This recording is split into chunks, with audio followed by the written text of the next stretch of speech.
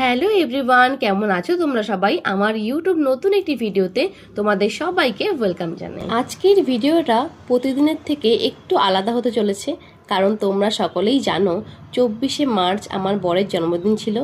আর এই ভিডিওতে তারই সম্পূর্ণ ব্লগ দেখানো হবে, তাই সবাইকে বলবো ভিডিওটা কন্টিনিউ দেখো।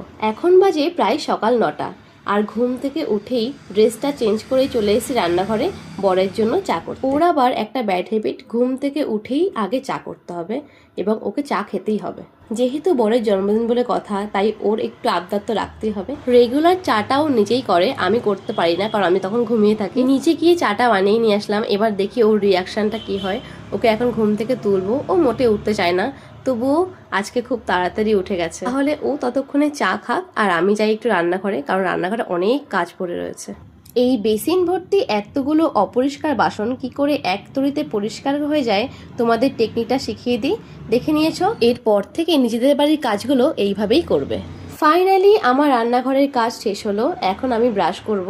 আর এর মধ্যেই দরজায় কি জানি নক করছে, হয়তো আমার বর এসছে, কারণ ওকে বলেছিলাম বাজার থেকে মাছ আর মাংস আনতে, হয়তো নিয়ে চলে এসেছে। ফাইনালি मैं शैतान का नाम लिया और देखो शैतान हाजिर। বিয়ের পর হয়তো এই প্রথমবার ও এত সকাল সকাল বাজার করে নিয়ে এসছে। যাই হোক, আমি বললাম যে এইগুলো আমি এখন আর ধরবো না, তুমি গিয়ে চটপট বেসিনে রেখে দিয়ে আসো। আর ও বলছিল যে এইগুলো আজকে তুমিই ধোবে, পরিষ্কার করবে। জানি না আমি কতটা কি করতে পারবো, কিন্তু আমি চেষ্টা করব। আমার এক্সপ্রেশন দেখে বুঝতেই পারছো যে আমি একদম এইসবে অভ্যস্ত নই, কিন্তু কি করা যাবে, বরের জন্য তো একটু কিছু করতেই হবে। আমার বরের কাজ শেষ, ও চলে যাচ্ছে এখন নিজের ডিউটিতে। যাই হোক, ওকে আমি এখন টাটা দিতে যাচ্ছি। আর নিজেদের মধ্যে একটু কথা বলছিলাম। যাই হোক, আমার সেই কথাগুলো মনেও নেই। আমার বরমশাই চলে গেল কাজে, আর আমি এখন ঘরে সম্পূর্ণ একা। যেহেতু আজকে দিনটা কেটেই যাবে, কারণ আজকে অনেক কাজ রয়েছে, রান্না বান্না করতে হবে।